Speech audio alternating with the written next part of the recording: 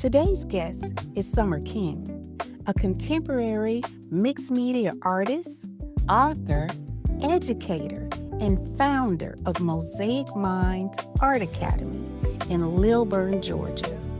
Raised in the South Bronx of New York City, Summer discovered art as both a refuge and a voice long before it became her profession.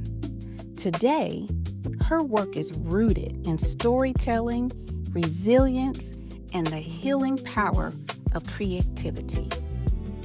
Known for her expressive palette knife paintings, textured surfaces, elongated figures, and soulful portrayals of Black life, Summer creates artwork exploring faith, identity, love, restoration, and hope.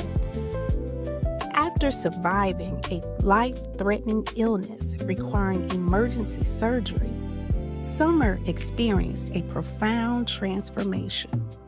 Through art, she found healing, strength, and purpose, inspiring her memoir, Art Heals Pain.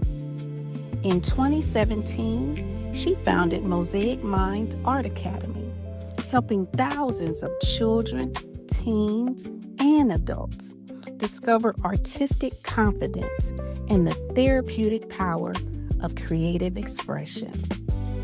Please join us in welcoming Summer King. Thank you. Thank you for having me. Hey, thanks for joining Drawn from the Soul. It's good to have you. Yep. And I just want to say thank you for persevering and making this happen at all odds. When the storms and power outages and this is not just a one day. It's something that's going to be said. Absolutely. You are a force, and we surely are excited to have you here today. So thank Thank you for you. Thank Yeah, you. I nothing. appreciate you being here. Yeah, nothing's gonna stop a good thing from happening. So Absolutely. glad to have you here. So let's jump right in. Summer, I know a good deal about you, and have had the opportunity to participate in some of the Mosaic Minds Art Academy. What do we call, like, career days, Mm-hmm. and met a lot of the students, and I really enjoyed that. So for all the people out there and who are tuned in, can you share with them basically where you are now, like who you are, where you are, and your mission, and then we'll take it from there. Wow. Okay. That's a big question. Right now, I have a lot on my plate because I always have like a big goal. So there's like always a big goal that I'm trying to achieve. So right now I'm in the process of the primary goal is growing the company. I want to create more of like a college, more like a art college. So that's the big goal. Yeah. Um you know, I have a book I'm working on. I have a jewelry company. I have a lot on my plate and I'm getting ready to get married again. Never give up on love. So, so I have a lot going on. And I'm just trying to make sure that I am still achieving like those small goals, like making sure that like the families that I have now, the students that I have now are being served, the best that I can. And yeah, just making sure I can maintain 5-star reviews here, at Mosaic Minds. So on that note of, we have the Drawn from the Soul squad out here. Let's start with Mosaic Minds Art Academy. For Okay. those who don't know what it is, just in layman's terms, break it down. What is it, and what inspired you to start it? Well, Mosaic Minds, I would say it was a vision that I had a long time ago. when I was, a little girl, I was the weird art kid, the kid with, like, 1,000 books, and I loved going to, like, stationery stores and buying pencils and, I was the weird kid, like, that wasn't with the other kids at recess. I was drawing, or I would be that person that the kids would say, "Oh, Summer, can you draw this for me?" Or, I was in the art club, and so I was like that weird kid that never really fit in. And so I wanted to create a space where all the weird kids could be amongst other weird kids, you know? And that's kind of like something I'm always very proud of because, like, when the kids come here, they come in really nervous because as artists, I think we're all just a little awkward and just we never know how we're going to be received. And by the time that they've, been in a class, they leave and they're just like, oh man, I feel like I found my tribe. And I'm like, Mission I've done my job. there. Yeah. Especially like the anime kids. They're a very unique group. So when they're at school, a lot of times like they're the weird anime kids, right? But when they come here, they're amongst the other kids that like want to dress up and, they read these comics and they talk about it and, they get other kids that relate to them. So those kids tend to stay here the longest, to be honest with you. I have those kids usually the longest. When you say about the weird kid, and this is something that we're finding is a common chord with a lot of artists, Yeah. like, the weird one, so to speak. And, it makes me think about the saying they say, you found your person when my weird matches your weird. Actress, you're weird. Shit. I really commend you for creating that space where people can find their tribe. And weird is the new cool. It's always been. It is. Always been. So, can you tell us a little bit more about those programs that you're offering right now and the vision for creating this art college?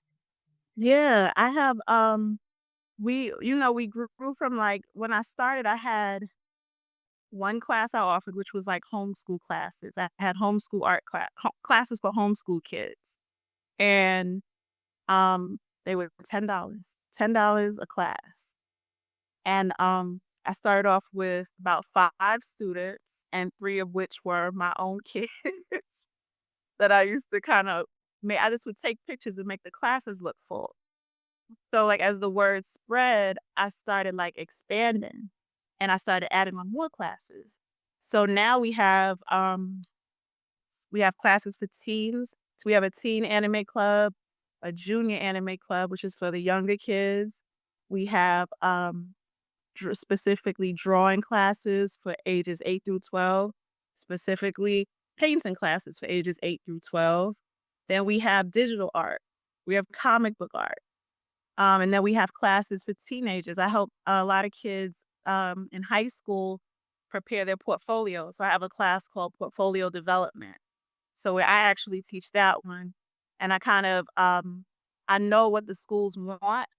So I help them to I kind of guide them into like making sure that their portfolio will be accepted, you know, in the admissions process. And then we have camps and stuff like that, which is what we have going on right now. So you have children starting from, I suppose, who have had no experience with art, and you take them all, and you also have classes and programs for those who are preparing for the next level. That's Yes. so I can see how you're making that forward motion to an actual art college. And Yeah. I saw that I believe your site says that you have classes for adults as well. We do. Yeah, we have classes for adults. The funny thing is adults just are not at I would say adults talk themselves out of stuff a lot, right? Kids are so excited and they want to please you and they want you to be proud of them. So they don't quit. Adults are a lot hard. They will say, "Oh, I'm not good at this," and quit. Whereas the kids, I keep kids. I have a student that's been with me. She started when she was 12 and I hired her as a teacher now. She's 20. So there And now are she's those who are young at heart, so to speak, and willing to be open to the process, you do Right. have something to offer for Right. also.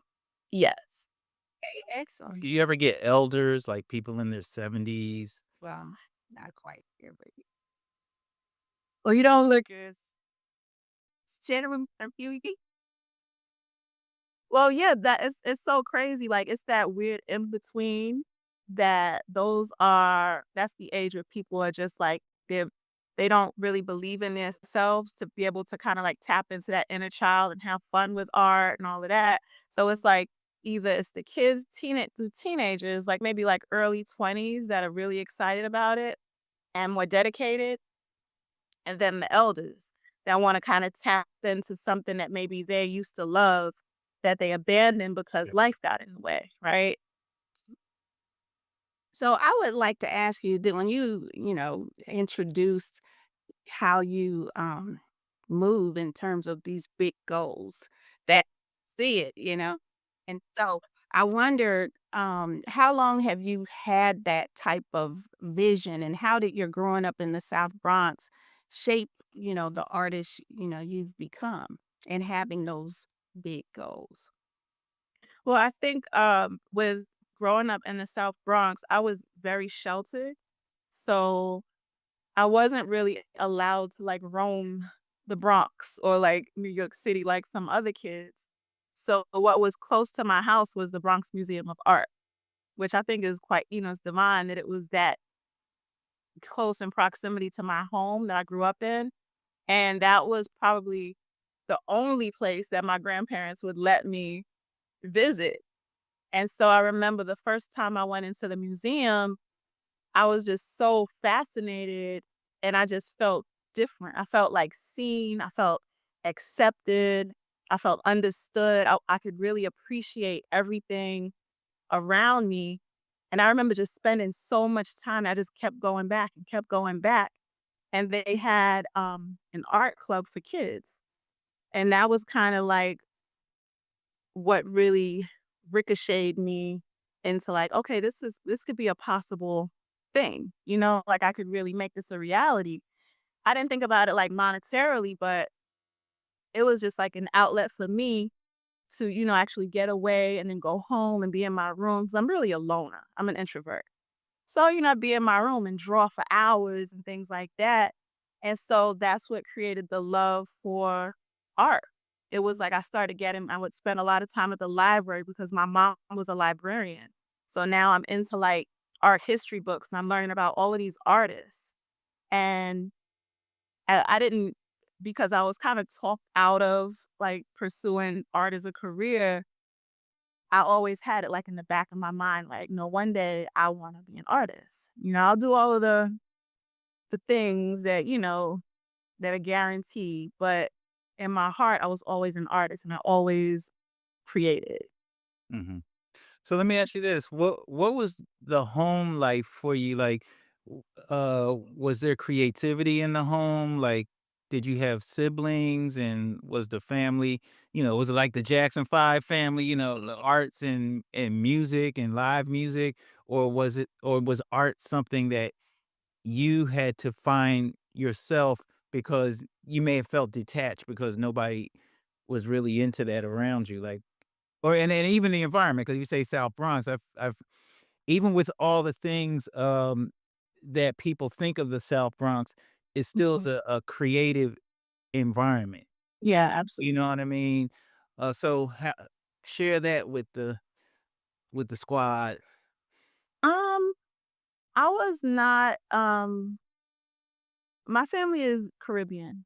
We're Jamaican. So, um most Caribbean families, they encourage you to go into, like, the medical field in some way, right? So it's like, you're gonna be a doctor, you're gonna be a nurse, those are, like, kinda like the careers that, like, we brag about. "Oh, my daughter's a nurse," "My daughter's in healthcare," something like that. So, I was kinda like the oddball.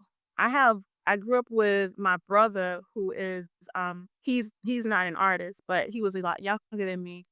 And I have 4 sisters, but that's my half sisters, and they didn't live in the same house. All of them are in healthcare now. So I'm the weird artist, right? So I was the one that was like, I had a neighbor that took me to Greenwich Village, and I just remember being in Greenwich Village and feeling like I was at home.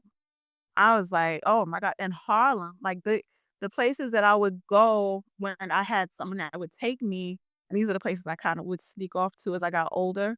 Yeah. Um, Harlem was just, like, to me, like, the colors and the cultures and foods and, the music, and then the Village was like, I saw all of the weird art people, and so, yeah, that kinda, like, molded me. So I didn't wanna stay in New York. I know I didn't wanna stay because I wanted to be able to kinda be free. And so Atlanta, here we come. So, what what is it what was your next step in terms of actually venturing into starting art? Did you attend an art school? Was it an art teacher in class? Was it when you came to Atlanta?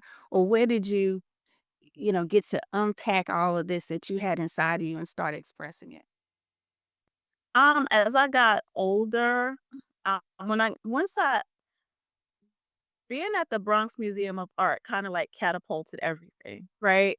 And so, when I was a senior in high school, at first I was gonna major in fashion design. No.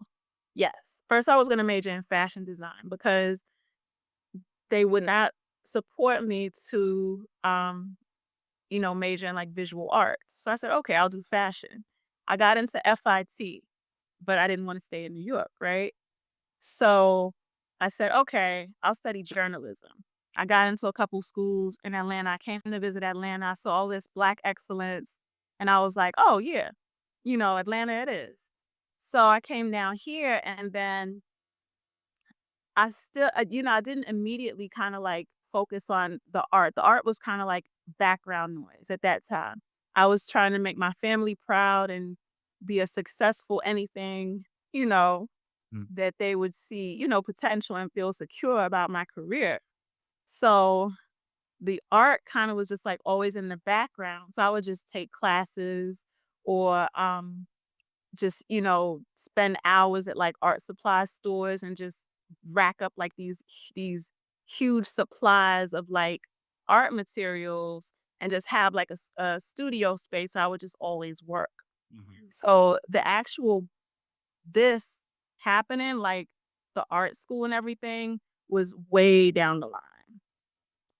So, well, first of all, I just want to say that where would we be without artists? You know what I mean? Without you all, Right. without the artists. So, just gratitude for you sticking with what was inside you and all artists, because yes, there are those so-called secured routes. Right. Where would they even be Right. art? So, when once as you were, starting to express yourself creatively, what was it or who was it that affirmed your gift as an artist? Well, definitely my aunt Annette. She when I was in high school, she paid for me to take, this class at Parsons School of Design, which was another school I had been, accepted to, and it was an art class, and she paid for me. She said anything she was always the aunt that, like, if I said, "I wanna move to Italy and sell seashells on the beach," she's like, "Okay, alright, how much?" She's just like, "How much you need to get started?" She was just that well, she still is, very encouraging, so it didn't matter what I wanted to do, she always had my back. It still does to this day, so that was definitely a good support. You said that was Aunt Annette? And that yeah. Shout out Aunt Annette. Da, da, da.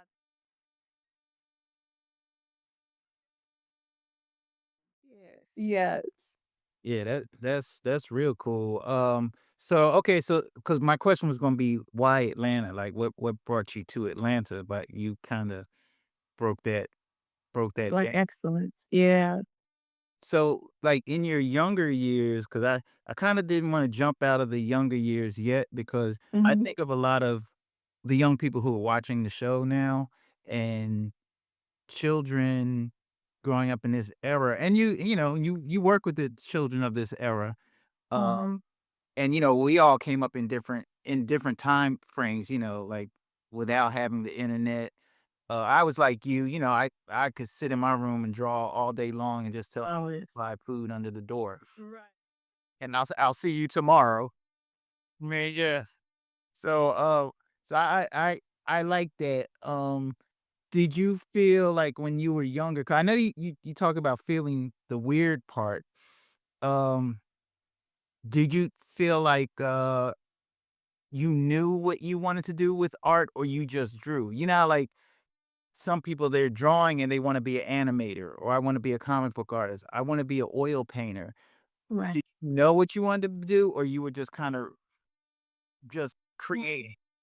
No, I just knew it was something that it gave me peace, and it was just something that I enjoyed, and it came effortlessly to me. So, I never really thought about I never thought about it as a career, which is why I do have the career day for the kids because I didn't really think it was an option. All I ever heard was that you'll be a star of an artist. No. So that's always a running term. Oh, another thing too, because the system we just had on the show, Katina Douglas, Mhm. she's a art school teacher. Was it K to 3? No, K to Yeah, I think it's elementary. elementary school art school teacher, and she says one of the things that Charter school.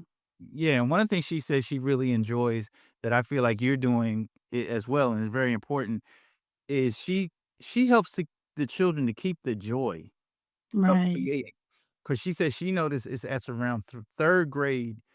After 3rd grade is when they start to have the doubts of their Mhm. creativity, but when they're going to 3rd grade, it's just drawing, probably just drawing, you just see paper Yeah. line, they're just going there, and then after that, they start I guess, the questions and the doubts within themselves, and then that becomes their story in life in terms of when they get older. Like you say, you run into the older people and they say, "Oh, man, man, I used to do that," or Oh, I always wanted to do it." always wanted And to. they probably have those people in the family that said, "You'll be a starving artist," and then they realize, well, actually, maybe I should have stepped out on that, and it's not too late. Right, it's never So too late. So I think that was I'm kinda jumping around, but that's kinda like what I want to know about in your early career, like, as a child, maintain how did you maintain being creative, and was it because you knew what you wanted to be, or you just like creating, you just never lost the spark? Well, I think that the difference is that and it's something I always tell my students is comparison is the thief of joy. And I think that's a big reason why the kids kinda start losing Interesting. that passion because 'cause they're just kinda like they have social media, they have all of these we didn't have that, it was like, I'm the class artist. Everybody, there's something to draw, give it to Summer, she'll draw it, Whereas now it's like you're questioning yourself constantly because it's just like, "Oh, this person is better than me. I'm not as good as I think I am. I'll just quit." But, for me, no, I did not know that I was gonna make it as a career. This kinda was just divine. Like, it just kind of everything was in alignment at that time that God forced me to do it. Including living right next to the museum. Oh, yeah, everything lined up. This was supposed to happen. Yeah.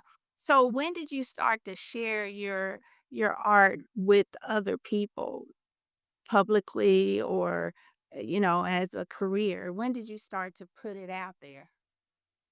Uh, it How was did that actually happen? it was actually more recently. Like, when I became active on social media, that was the first time I ever started really showing my work. Wow. Yeah, I never like before I had sketchbooks. I noticed that with the kids too. A lot of times they'll take their sketchbooks and they'll let you see a page. They'll be like, but don't turn the pages. Like, just look at this page.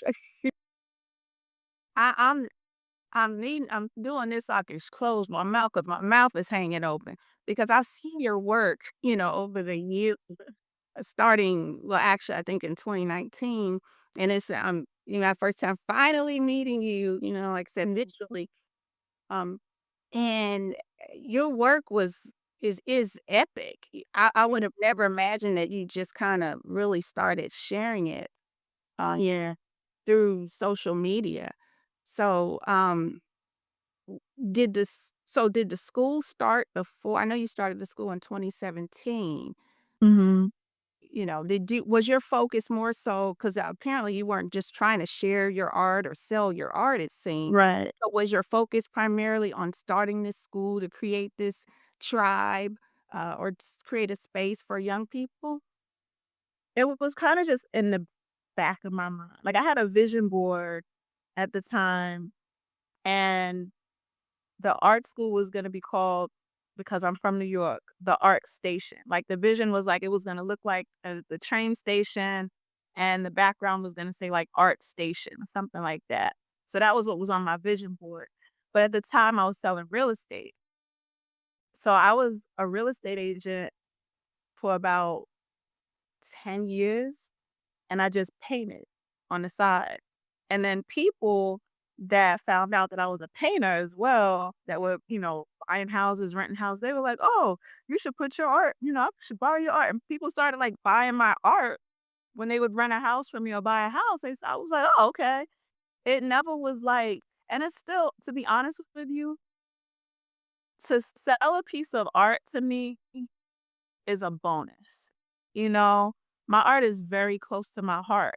And I'm so honored when someone loves my art enough that they want to put it in their home, you know? So it was never like, it was just more like done for me. It was just like, I did it because I felt good. It was something that I saw that inspired me. And so I painted it. Mhm. So, and this is I want to know, like, how do you when we were talking about the children being bombarded with imagery now, there's Mhm. so much to see. It's like, well, why would I even try? Yeah. They seen the best of the best because when we were coming up, we didn't know what other people were doing except the kids in Right. class, and Right. that was kind of your gauge. So how do you keep the children inspired, and what words would you have for young people out there and older people too? In this day and age, how do you keep them inspired? Well, I always encourage, number 1, my students to keep a sketchbook and date it, because your only competition should be yourself, right? Exactly. So if you have a sketchbook where when they first come in, usually I'll have them do a drawing test, right? The drawing test is not so much that I'm trying to determine whether they're a good artist or not. That's something I'm going to keep, because when we're, you know, 4 or 5 months down the line and they're doubting themselves, I'm gonna pull out that drawing that they did on day 1 when they started, and let them look at how far they've come 6 months later. And we know a lot can happen in 6 months, right? If you're consistent, you're practicing, you're doing all of the things, you're gonna see that growth. And that's what you should be focused on, not who else is doing better than you, or, you know, you should be looking at how far I've come and how far I can still continue to go. So that's how I encourage them. And adults, the same thing. I have a wall in this school right now with my art on the wall. And I switch it out so my students can see me even improve. Mhm. I would like to ask as you're laying out the like as a mentor and a role model for children about how to take their art seriously, what do you say to children or even to your younger self in terms of having this background and family that, like, many families are telling you to go the practical route, but you have Right. it in your heart. So clearly you've found your way back to yourself, or you Right. left in terms of the art. But what would you say to your younger self or to a young person or child who's trying to figure out the practical aspects of, okay, I need to make a living, and I know it's different for every person, but how did you kind of move through that? You said you sold real estate, No. and but just what do you wish someone had told you about how to navigate through the practical world versus the thought of, well, if you pursue art, you're gonna be a starving artist. Is it a matter of, hey, get yourself a regular job and do your art so you don't have to be stressing while you're doing your I mean, what would Right. you say to a younger person or your younger self? Well, exactly that. I would never just being very honest with you, I would never tell someone to rely 100% on being an artist or being a basketball player or being a football or be, I would say be realistic. You know, if you're passionate about something, then you're going to dedicate time to that every single day, right? So, it doesn't matter if I work 40 hours at Walmart and it's paying the bills, right? If I take every day and I'm putting steps towards like a bigger goal, eventually that goal is going to come to fruition. So you just have to believe that you have to sacrifice and work that job. Just give yourself a time frame. Say, you know what? My goal is to I want to open an art gallery. Okay, let's look at the steps that it's going to take for me to open an art gallery, right? And while I'm doing that, I'm going to work this job and I'm going to put away a certain amount of money so that I can open that art gallery. You know, I would never say just jump into something like, okay, world, here we go. I'm gonna take out this $15,000 loan and no. I would say be smart about it. Either when I opened this, I sold real estate for years, and that's what funded the dream, you know? Yeah. Here's a question I was thinking about.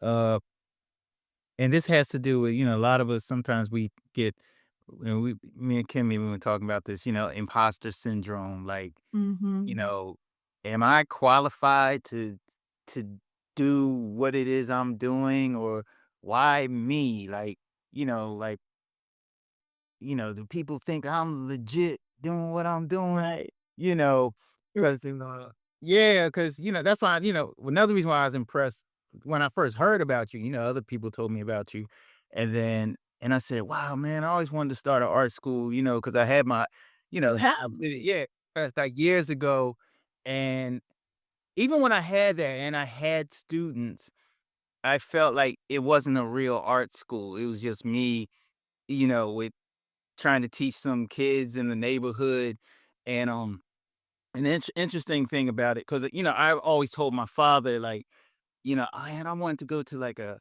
art college, like that was kind, not like a typical art college. I kind of had a vision of how I wanted the art college to be, and then my dad said, "You got to do it yourself." And I was just like, "Me? How am I going to do it?" Then here it is, like years later, I had one, and it was actually the same year he passed away when I had art college. So I remember that was like one of the last conversations. I said, "Yeah, yeah, Dad, I got like some students in the art college," and, he was on the phone because he wasn't doing well, and he said, "See, you got it. You got Mm. it." So, to me, it was just like, oh, I was thinking like, I just have some students in the back Yeah. of the store, but his words were like, "No, you have that school that you've always said you wanted." Right. So, sometimes it's like we have things, but we're waiting for some type of magical dust to sprinkle on us. I agree with It's legitimate. Yep. You are legitimate. So I was kind of sharing that story because it kind of tied in. I never shared it with you. And that's why I said when I look at you, I'm like, she got it. I'm thinking like my dad said, man, she doing it like last time.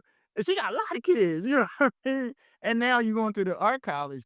Did you ever go through those moments like, am I qualified for this? Or did you always go and say, yo, I know I can do this?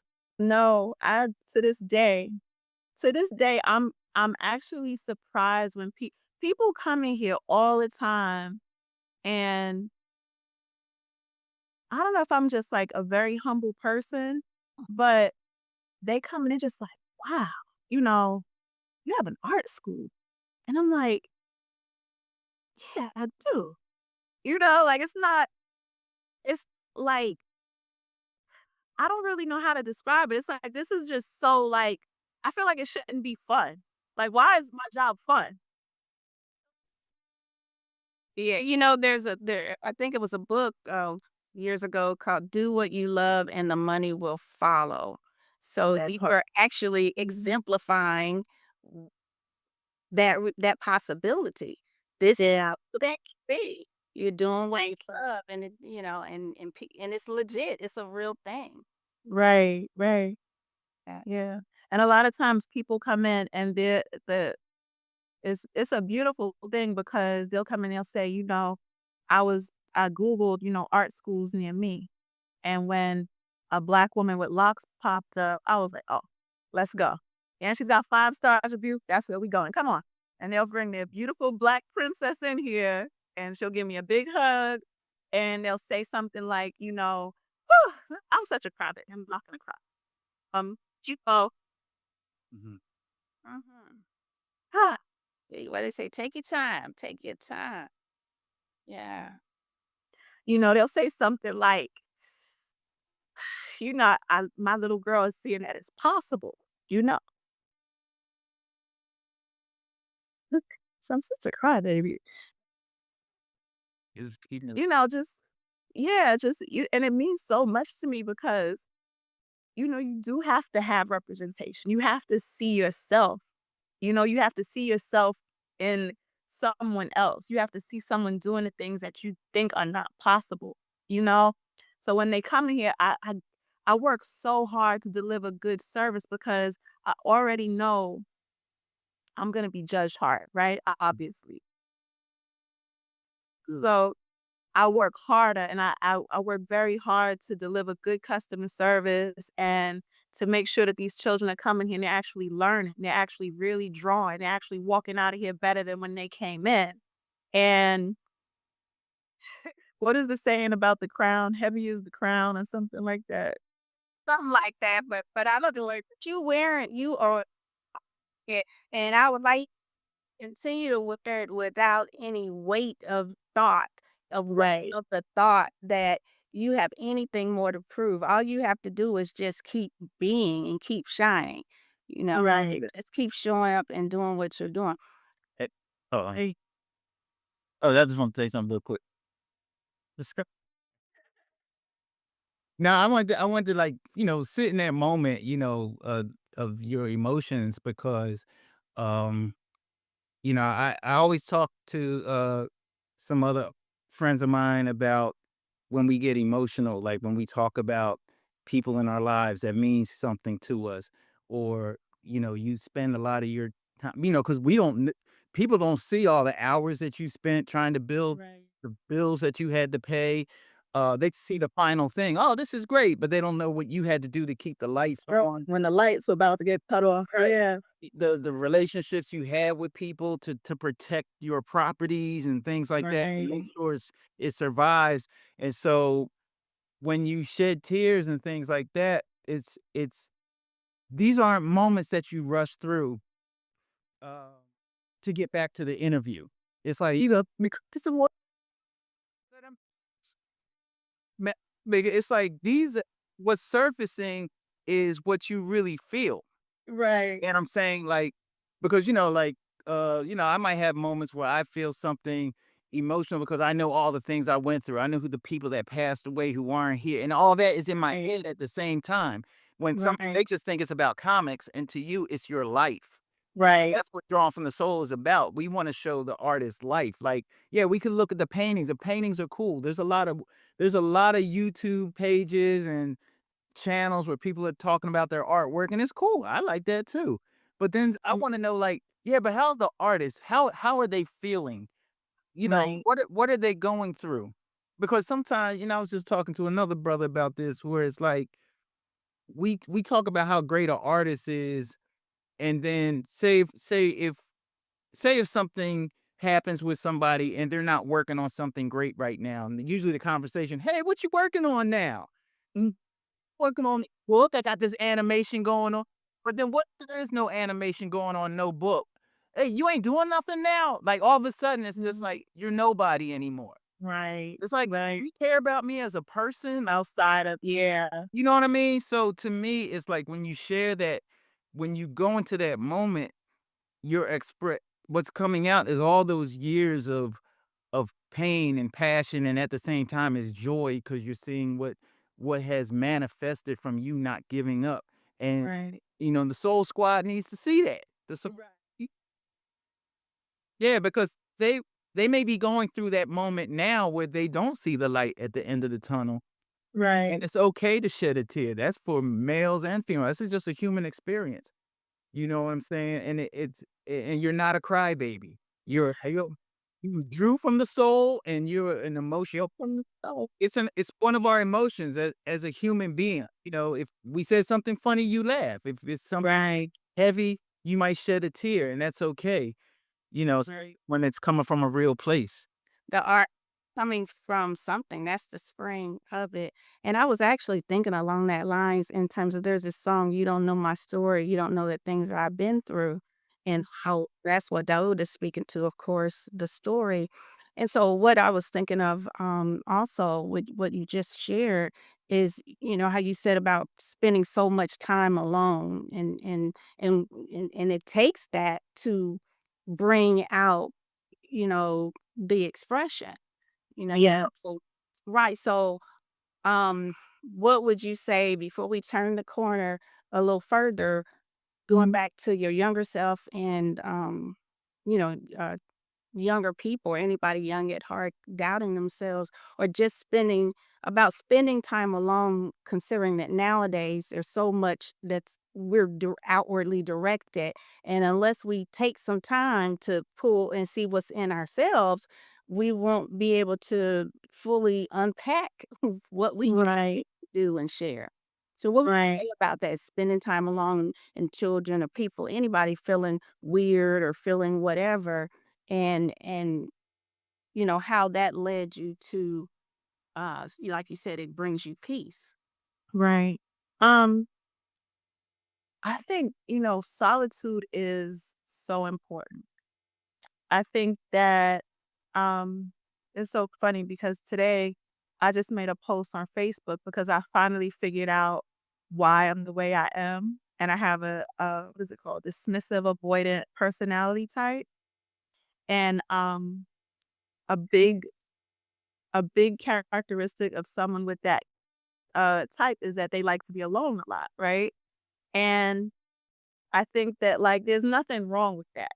I think that if you can go into a space of where like when you're by yourself, you can create, and that's when you do your best work, not just, as an artist, as anything, as a writer, as whatever.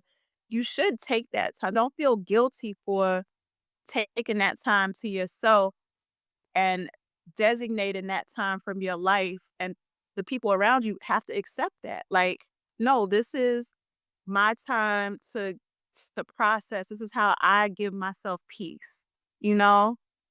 So yeah, that would be my best advice is like don't feel guilty for taking that time to yourself. There's nothing wrong.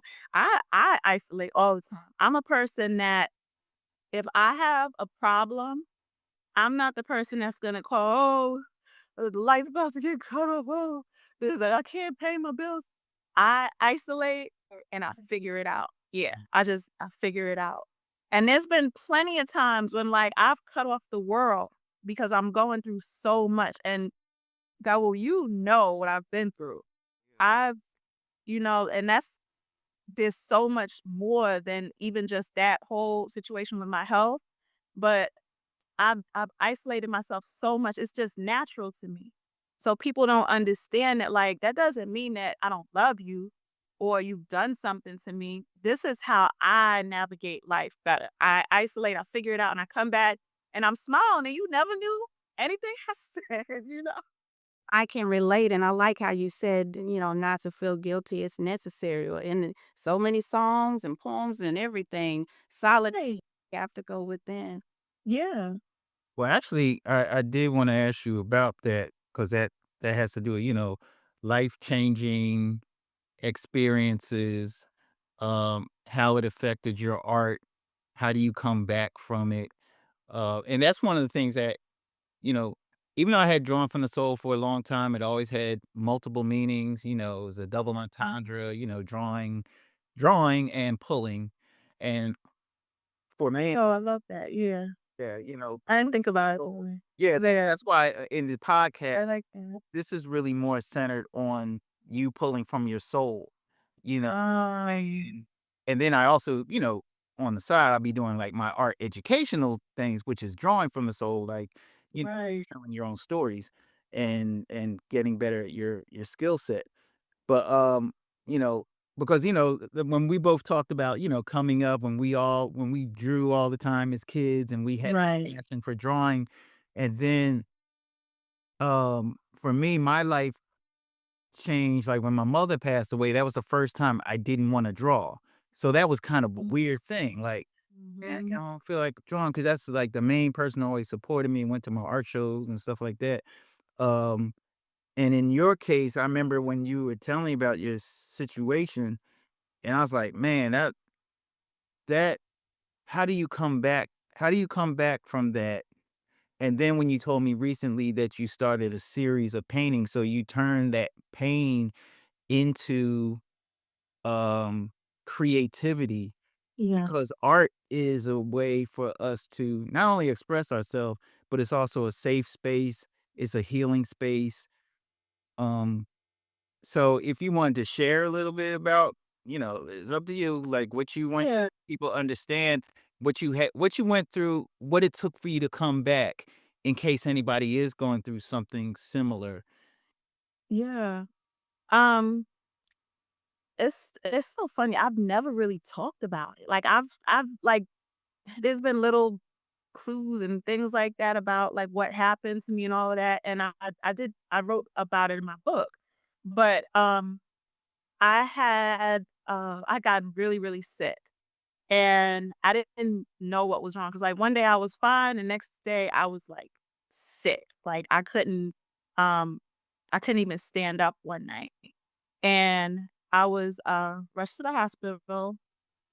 I had, so, like, a lot of people that don't have traditional jobs, I didn't have health insurance. So, I wasn't going to the doctor, so I didn't know that this was the onset of something bigger, and I went and I was in the hospital for about 8 weeks. They were trying to figure out what was wrong with me. I had, like, I think 30 something blood transfusions, um, and, what is a plasma.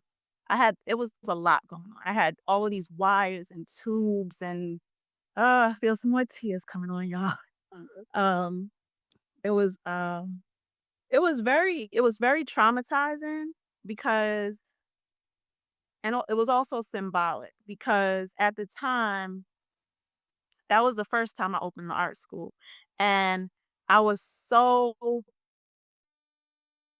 obsessed with, like, being the best. It was like, "No, I have to be the best. I have to be the best in Gwinnett, I have to be the best in Georgia, I have to be the best. I want five-star reviews, I wanna be the best."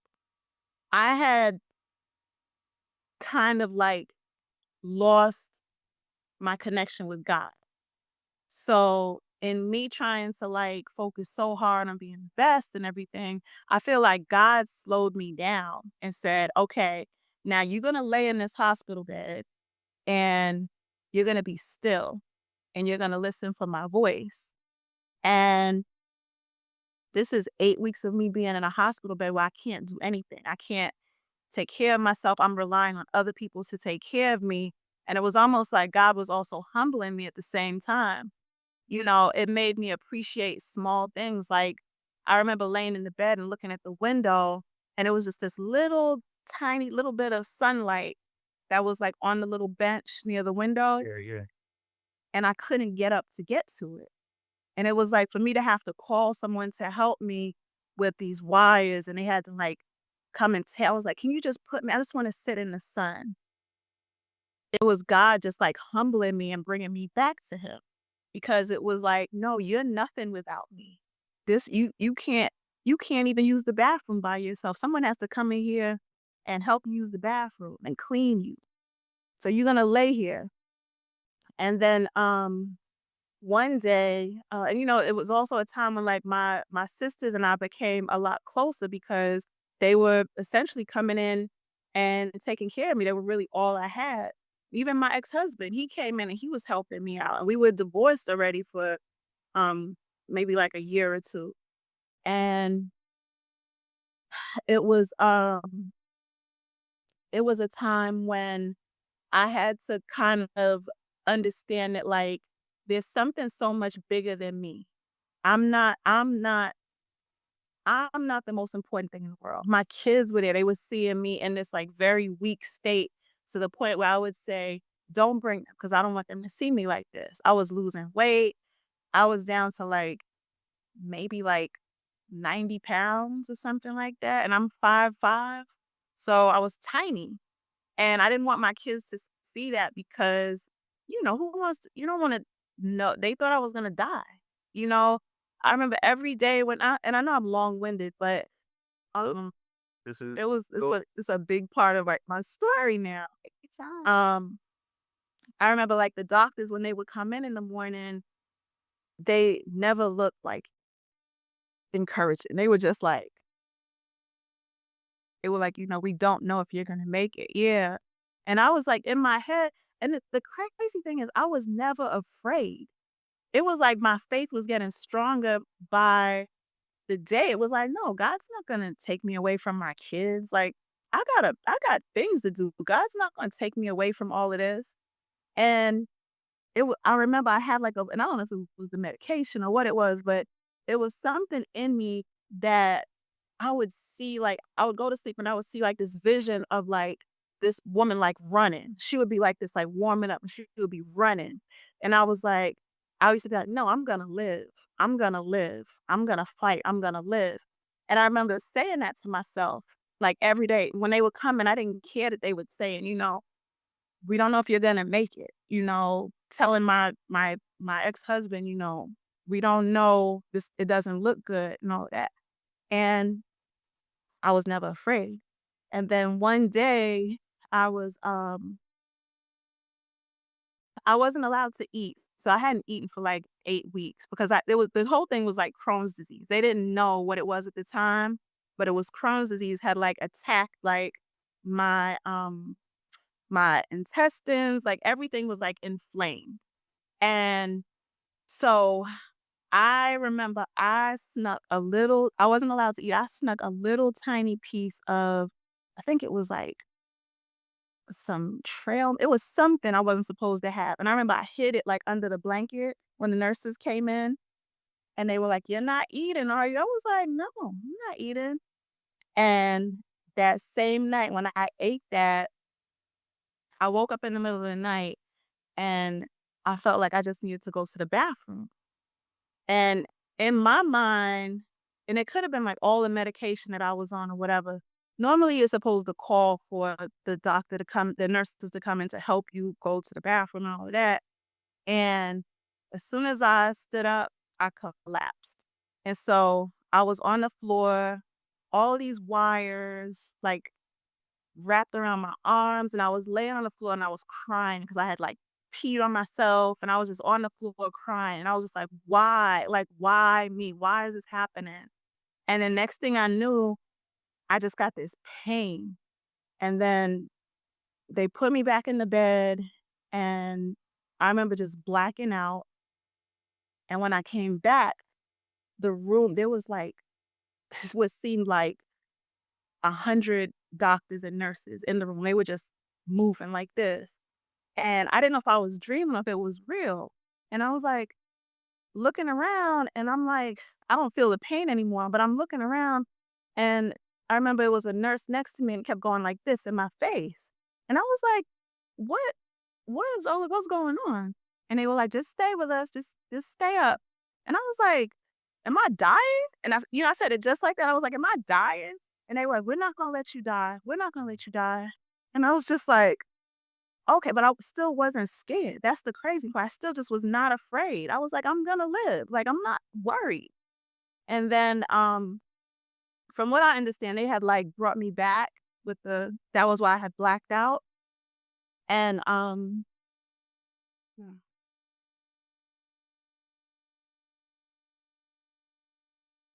um so the next thing I know, I was on they were taking me to emergency surgery, so I was on the stretch, and they were trying to rush me out to surgery, and it was a nurse next to me, but I don't think she was a nurse. I think it was an angel. I don't think she was real because she kept saying, "You're gonna be okay. You're fine. You're gonna be okay." But I don't think she was real, you know? And I just remember looking, she didn't have on like the stuff, like the lanyard, the scrub. Yeah, she didn't have on that stuff. I don't remember what she looked like, but I just remember she had like a ponytail. She just kept saying, "No, you're gonna be fine. You're gonna be okay." And then it just everything like faded to black. And then I woke up in the ICU, and I was just looking around, and I just remember the doctors and everybody, they just kept coming in. They were like, "We can't believe you're here."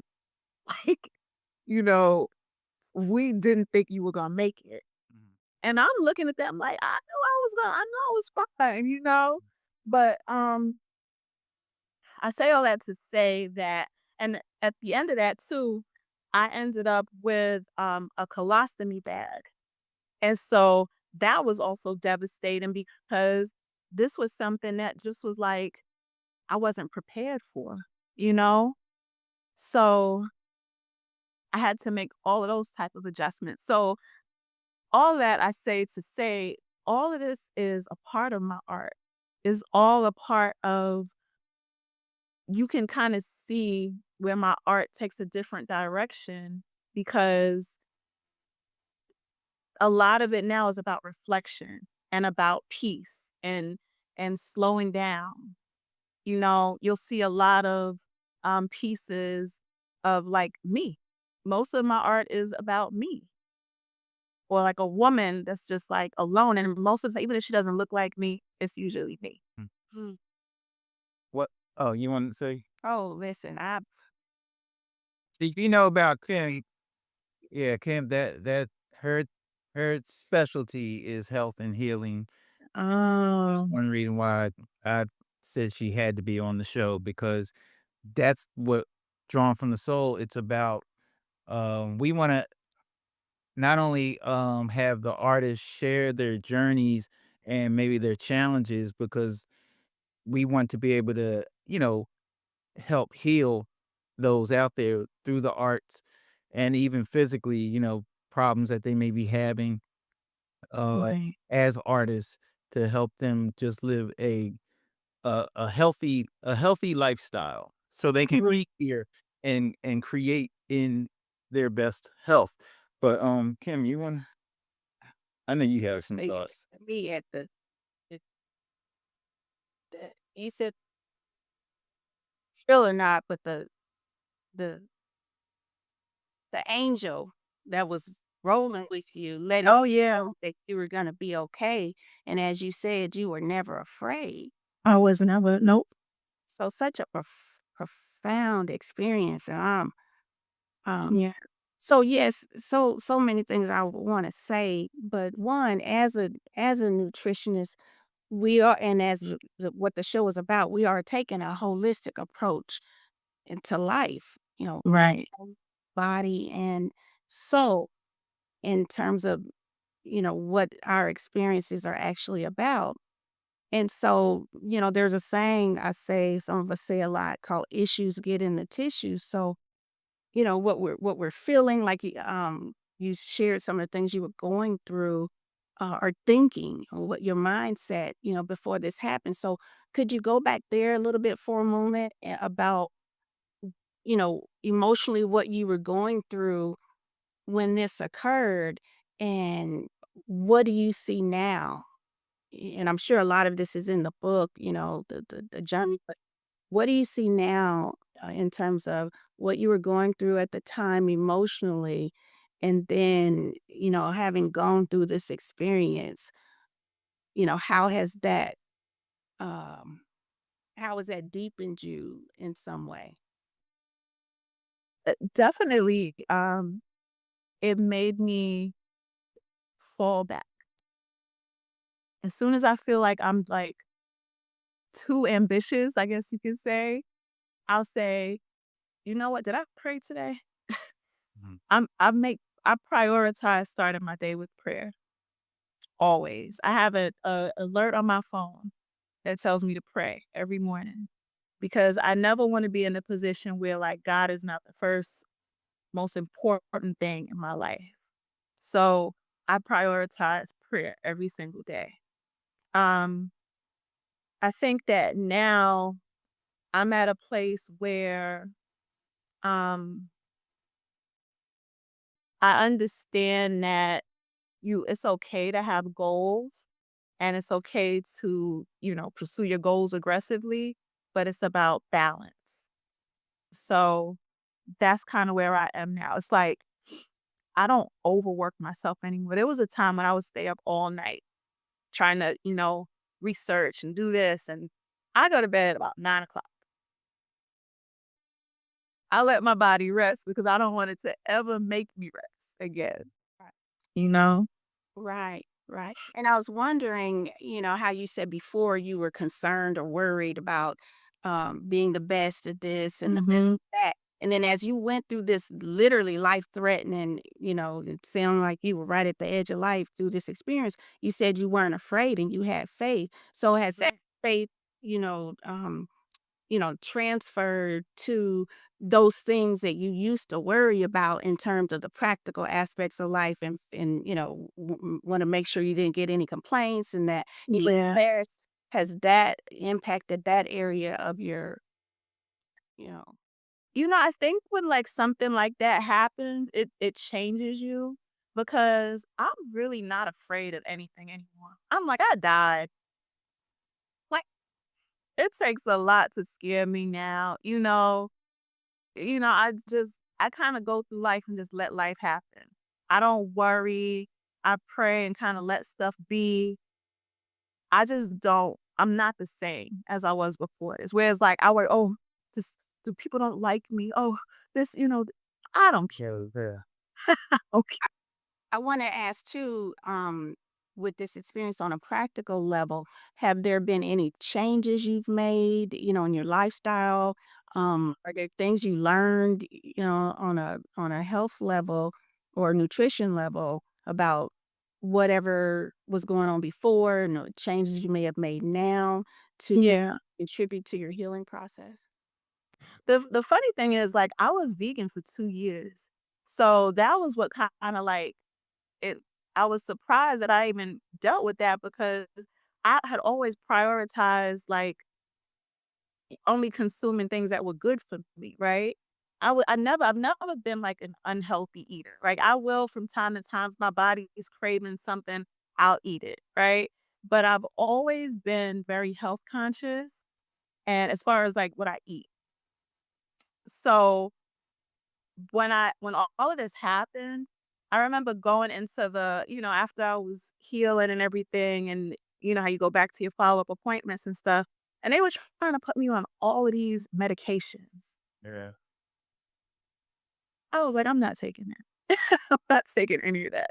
So, I really that's when I really got into, like, my herbalism. And so I've that's another thing I do, I guess, you know? So I do, like, a lot of natural juices. I limit, like, my sugars and things like that. They told me I remember sitting there when I was having that consultation about all these medications that I was supposed to be on, and the doctors yeah, so this is so and so and so and so. It's like a 30% chance it'll give you cancer, but no, I'm not taking the Let's say might cause this. D. I'm like, yeah, no, I think, and this was 6 years ago. So to me, I know people that have the same illness. I don't claim it, so I don't even say that I have it anymore.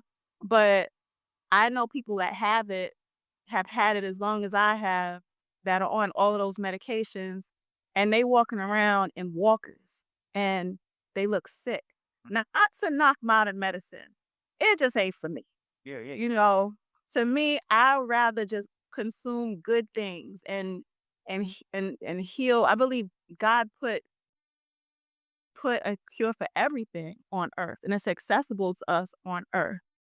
And it's just about us just doing the research and figuring out what works for our bodies. And to be honest with you, I never have any pain. You know, I'm not on any of the medication. I do natural juices, I make smoothies.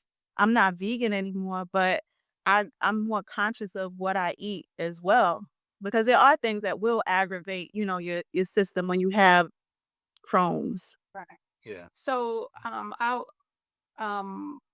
I would want to know that since you were already health conscious and you were already vegan, you had mentioned something earlier about maybe not paying attention to certain things or, not Mm, health insurance. Are there any little things that we know again that what happens to us physically is emotional, is yeah. physical as well. But are there any things, again, looking back at that time that you would say to yourself then or someone else, even in the space of slowing down and, just tuning in and paying attention to signs that our bodies may be giving us because the body is literally a messenger, Uh-huh. whatever we're feeling are like, those are like reporters saying, hey, just pay attention kind of thing. So yeah, so what are some things if there were anything that you look back on and you say, okay, well they say if I knew then what I know now, I would Mhm. have, and I mean it's no regret or blame or anything like that, but just we always come out of things with a little bit more awareness and paying a little bit more attention. Yeah. Well, Crohn's is genetic. So it was like what I learned later was that there's nothing that I could have done to prevent it, right? But I think that what kind of like activated it was that I was so stressed out at the time. I was going through a divorce. I had been married for like 13 years and it wasn't a great marriage. So I was coming out of that and I was kinda, like, independent for the first time in my life, so at the same time, I'm trying to navigate being a single mom with 3 kids and not having the money that I was used to having, so now I'm trying to figure life out by myself. I don't have the protection of a man, I don't have, the provision of a man anymore, so I'm trying to navigate life for the first time on my own. It was very stressful. So when they say stress can make you sick, I believe it. Right. So I that's believe one of it. that is a takeaway for and one of the main things to pull out of it because like you said, stress is as detrimental. Well, you didn't say this part, but the same point, as the food, the Oh, yeah. everything else, because it's literally the atmosphere that our cells and everything are living within. And so, just with that emotion, those emotions of fear, Right. with fear at the core of everything, I can imagine the body, feels that inflammation, whether it's an autoimmune disorder or whatever the case. Most of the time, like you said, when something kicks off, it was preceded by a major stress event. Mhm. That's something we can take heed to because we may push it and get through it, but the toll that it takes. And your body will tell you to slow down. That's why I prioritize peace now. Like anybody that's like argumentative or as soon as I start to feel like this is too much, Yeah. They got to go. they gotta go. Yeah, go. You're not gonna disturb my peace. Yeah. Yeah. So, now I really appreciate you sharing that. I know that's a difficult time, for you. I just think, the fact that you shared it is it's going to be very important because I know that we know there's people out there dealing with some things right now, and a lot of them they feel like they're alone. You Oh, yeah. They're alone in their pain.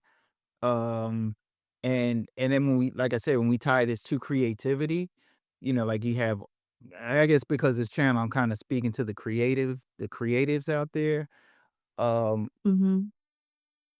when you have these challenges, it can affect your creativity, especially if say somebody has a job, they're working on a job and something like this happens midst the job, and then they're just thinking about, man, I gotta finish all these drawings, and at the same time, I can't get out of my bed. Right. But their whole life, they were always able to just finish the drawing, just do what they gotta do.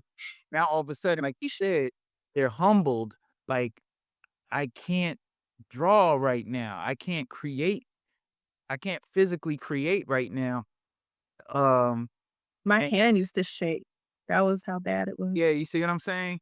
So Yeah. now that you have, you're back in, you're looking good, you're ready to, you're making things happen, um, ha- getting back to your art, what has that done to your creativity? What type of work are you doing now in contrast to how you were working before? Have you changed the medium? I know you say you work with palette, you like palette knives, Yeah. working with the palette knives and blocking things in. Has that changed, or is it the same, or is it just the subject matter has changed? Has your teaching style changed? How you work with the children, has that changed? Everything changed. The it's very funny too because I'm not so obsessed with perfection anymore. It's like before it had to be I had to learn how to draw it, everything had to be Yeah. in proportion. Now I'll just spread it on the canvas and I actually like the way it looks when it's like that sweet spot between like realism and abstractism, right? So like even in like pieces like this, and there's a lot of in my art, you'll always see like clues about like kind of what happened to me, like in the background, somewhere in the artwork, there's like kind of clues about my story, right? But everything is more kind of just like imperfect. It's just like, I don't want to say it's rushed, but it's like I'm not taking as much time to make it perfect. It's just like, here it is. I'm happy with it. It is what it is. It's beautiful. Move on. Mhm. With the kids, I don't allow them to, like, stress themselves out to the point where they're just like, they don't wanna do it anymore. It's like, "It's okay. Are you having fun? Do you like it?" You know? We used to do, like, which I don't know if it was a good thing or a bad thing, but I used to have them critique each other's work because I was trying to teach them I was trying to teach them how to critique art and to also take criticism. I don't do that anymore. I'll have them critique art that's up and on the walls in the school, but I don't have them critique each other anymore. Just because, I'm just being a little more sensitive to personalities and things like that. So, can you talk about your book, Art Heals Pain, and how we get it? Or the hear about earlier, how we can get it. And I heard you say you're working on a new book too?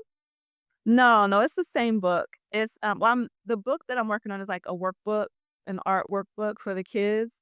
But for Art Heals Pain is the book is done. All that's missing is the publishing. So I think I talked to Dawu a little bit about that. I think the first thing is just gonna be an ebook available on Amazon for now. And then just I'll gauge like, you know, how much of a demand there is, and I'll actually go into like, print production and stuff like that. But we affirming that there is a huge demand for the oh my goodness. Well, what would you say what do you want us to know about that book so that we will demand Amen. that it happens? Well, yeah, it just really goes more into like my story, my journey. Is very transparent, and I'm a super private person, so that was also why I didn't rush to kind of like put it out. I had to protect the people. I've changed the names of a lot of people in the book as well because even though it's my story, I don't really think it's fair to like show people to share other people's story at the same time. So anybody that knows me is gonna know who the other people are, but also just like protecting my kids because they may not want, you know, their business out like that. Just things like that. But it's very, very transparent. It goes into like my whole journey, from growing up in the South Bronx, all of the ups and the downs. And then it goes into when I first came to Atlanta, all of those experiences as for the first time in my life, having freedom and the mistakes that I made that we make at like 19, 18, 17. I made a lot of big mistakes back then. So I go into that. The things that I'm glad that we didn't have social media back. So I go into that, and then I go into, like, my marriage, which wasn't good. So I go because that was a big part of my story as well. And then it kinda ends right at, when I had the surgery, just like my recovery.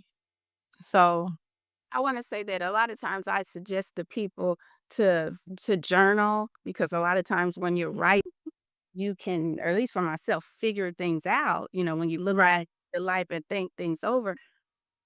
So, how was the process of writing the book itself, part of your healing, I would imagine? Like, just, we write sometimes, for other people to be inspired and know our story, but how did the process of writing it help you to heal? It was a big relief. It was, and you know what? It was triggering too because some things that, like, I've, like, kinda, like, tucked away for years, I would be like, "Oh, that did happen, and I made it through that." And, it's like bringing up all of these things, and it made me kinda understand why I'm the way I am now, because I don't know how I kinda, like, unlocked, like, some core memories and stuff like that, and it was like a relief to kinda, like, get it out. And, like, even, like, with my marriage, because it was such a bad marriage, I've never really spoken about it. I've never people just knew one day Summer was married, the next day Summer was divorced, and I never had shared anything. So I went into that a lot because it was a lot that I felt needed to be said, um, just because it was a big part of, like, me developing into the woman I am now. Mhm.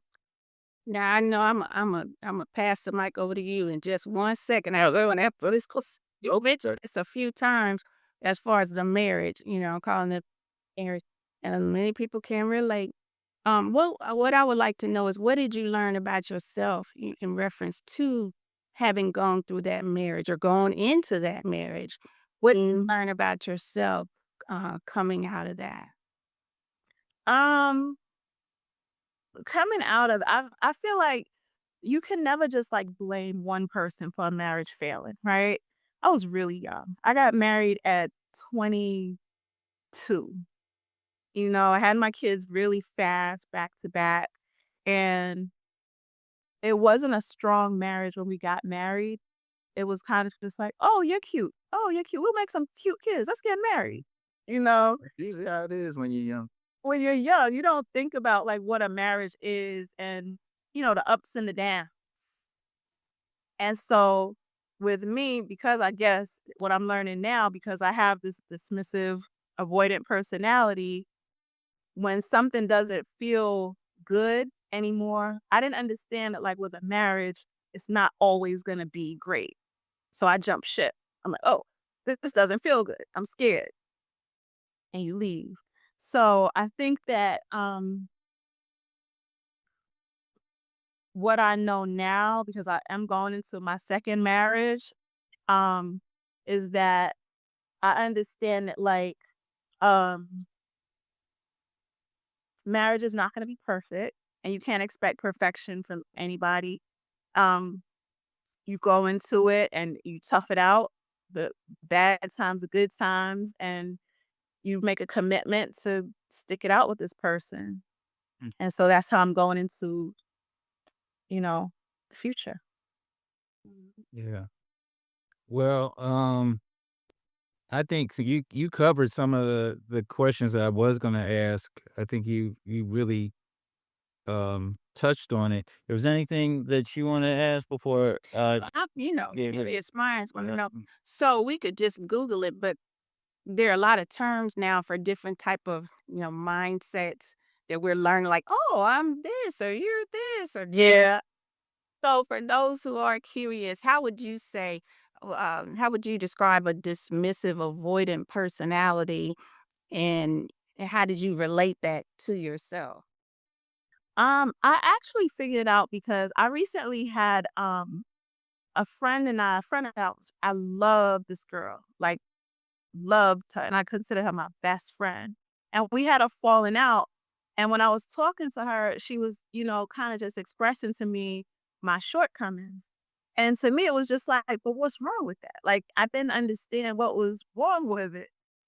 Right.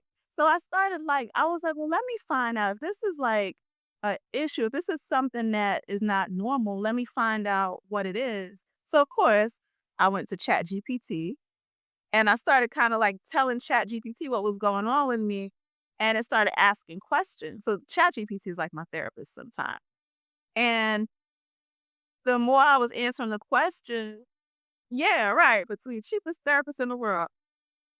And it was like, yeah. And it was kinda like it sounds like a dismissive, avoidant because you are and I think it mainly comes from, going through the dying and stuff like that. It's like, okay, if something doesn't work out, okay, I leave. It's not like I don't feel like I have to be connected to people. You know what? I'm fine by myself. So when I don't have to talk to people every day, or I don't have to, you know, and it's not fair because some people do have that requirement. But to me, it's normal to just be like, oh, I want to isolate for 2 weeks. I'll see you in 2 weeks. Or I'll see you in 3 months. So the And I just expect people to pick up with that, you know? right. So the chat shit therapist gave it a diagnosis, but we just call it keep it moving. Ye- And you the compartmentalize things that you can deal with at the time. Sure, you That's a good way to put it. Yep. know what I mean? No, but I know sometimes we do. Well, I guess what do we call ourselves now? Dismissive, avoidant. Maybe I'm a little. What do Oh, are you like that? you? I'm sick. I become that. I used Don't take no medication. You're good. We good. Oh, I'm not taking them. Sure. Yeah, I used to be more, I mean, I was always open, open home and all that stuff. I think over things that I've experienced, I become more, I have things that I feel like I want to accomplish. I don't really waste a waste a lot of time, if Mm, I feel like, how's this really, serving me? yep. And it's not completely to me, it's not really, well, I guess I didn't think of it as dismissive. No, I looked at it, focus. We're not gonna take on these extra. yeah, yeah. I just think it's like you're focusing on yourself because what you learn from your situation is the value of life. Yeah. I see how you have the sands of time right there in your painting. And Yep. you become aware of the sands of time. Like, when you were younger, it's like, yeah, whatever. I got all things. I did found hold your It's thumbs. just like, no, I don't got time to be playing around. I can't be playing around with dumb stuff. I got time. Got things to do. Yeah. So I got a new name for the diagnosis. It's called wisdom. Fa- Riz, for sure. We made that as Rewinder. Give you perspective. Take your time and be it's late when you feel like right. Yeah. Uh, So it's all good. It's all good, and there's great things that came out of a experience like that, an emotional and traumatic yeah. experience like that. So before we wrap, what would you like to share with the people in terms of where you're going, where your goals? We want them to come on out, bring their children out to Mosaic Minds Art Academy, and they can come out to Mosaic Minds Art Academy. Even if you think you can't draw, there might be a little artist in you that's begging to come out, and it takes Yep. Mosaic Mind to tap that little person and bring them out. Absolutely. Well, another beautiful thing is that we're gonna be doing virtual classes again. Well, So yeah, starting in August, we're doing virtual classes. I used to do it a long time ago, but by popular demand, it'll be back. So right. wanted to yeah. hear about that. So, it's a few things I wanna know about the jewelry. Yeah,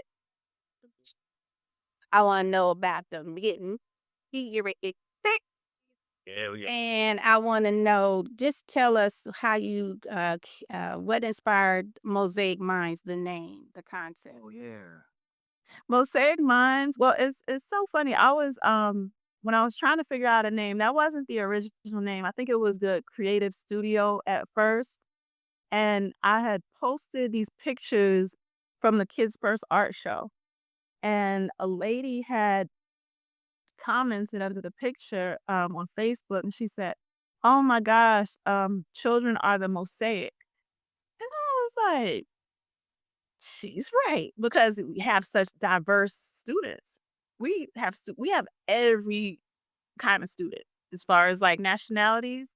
So and what is a mosaic? When you put in all of these beautiful things together and it makes something beautiful, even like broken things, you put them together and it makes something beautiful. So that was kind of like the story behind the name. It's like we're bringing all of these different people, different cultures together to make something beautiful that we share, which is the love of art. Okay. And you nailed it. The jewelry? The jewelry Boho Soul is Boho Soul Atlanta shop.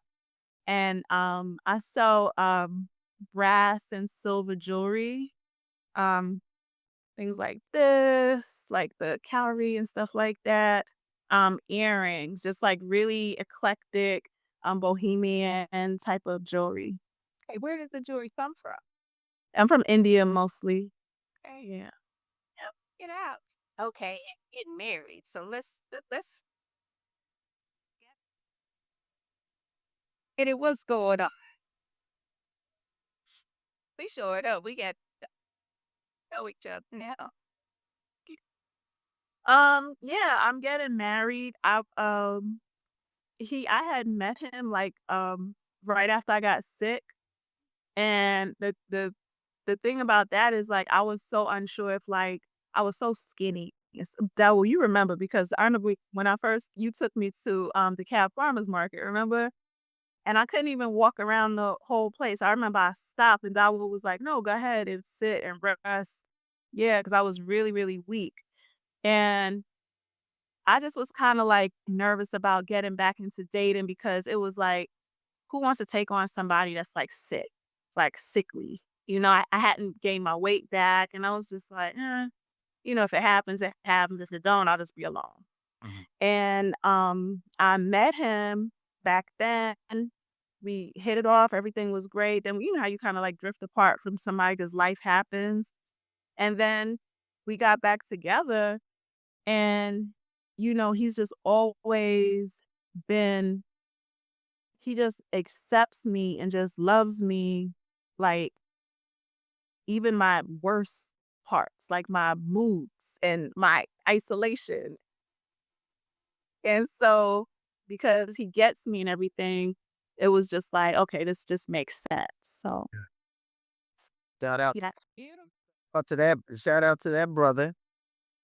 And that's Beautiful.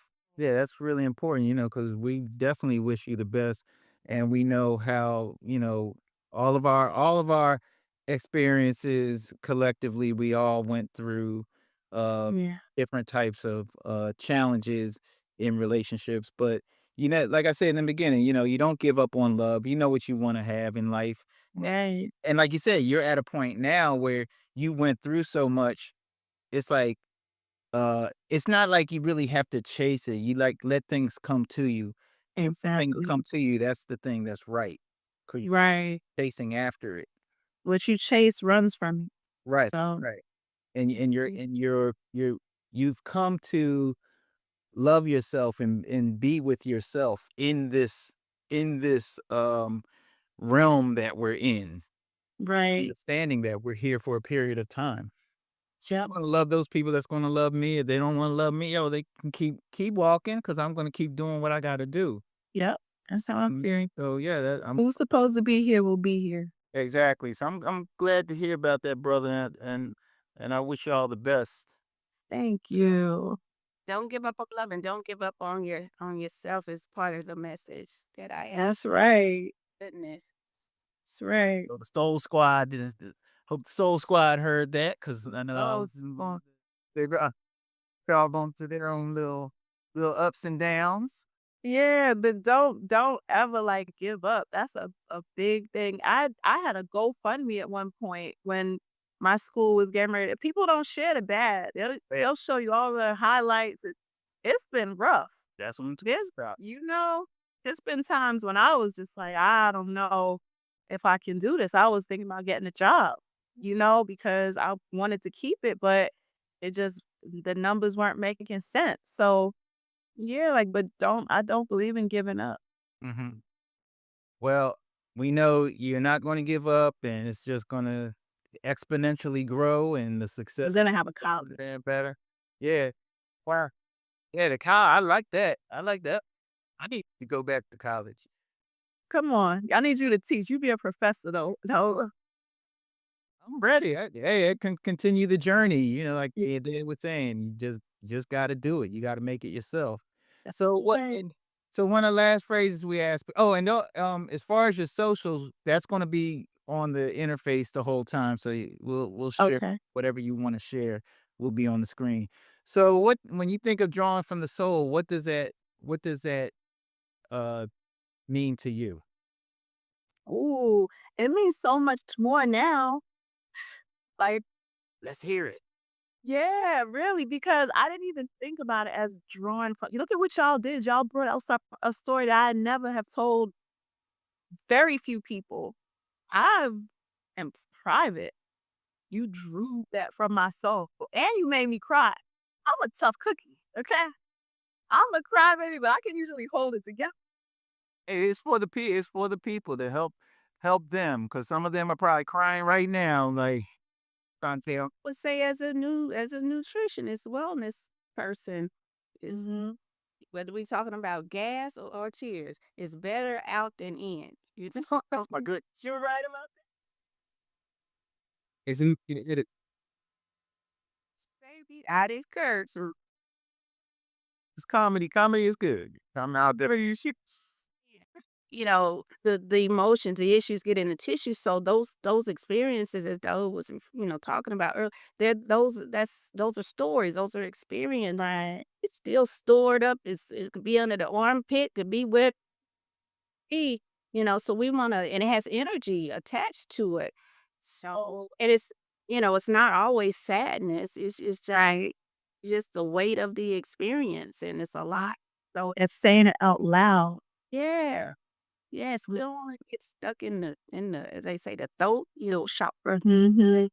or stuck wherever. A lot of these illness situations are stuff. Mhm. So, Christ, if you got anything, well, we What? Yeah, I mean, was that third? I know you were having your definition. oh, Was yeah, that drums, yeah, no. Yeah. No, I mean, I love that because it's drawn out these things that and that's how our art is as well. Like, we're drawn from our soul when we express ourselves on canvas. Like, this is a piece that is very deep if you know me. If you don't know me, you probably look at it and be like, oh, it's a lady walking through an art gallery looking around. But you wouldn't know that, like, she's looking at times in her life when that's me. I lost my life, and came back from the dead, Mhm. you know? yes, and I don't know if you thought of this, but when you said about when you were in the hospital and you saw that glimmer of light and you were trying Yeah. to it, that's just the image I see. I didn't know if that's in the picture or is I have what.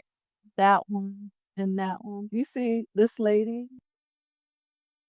And you said you were just real quick, you said you were inspired to work on a series after what you went to. So these are pieces from your series? Oh, yeah. So this is kinda like about that light. This is called the baptism because I wanted to get into that light.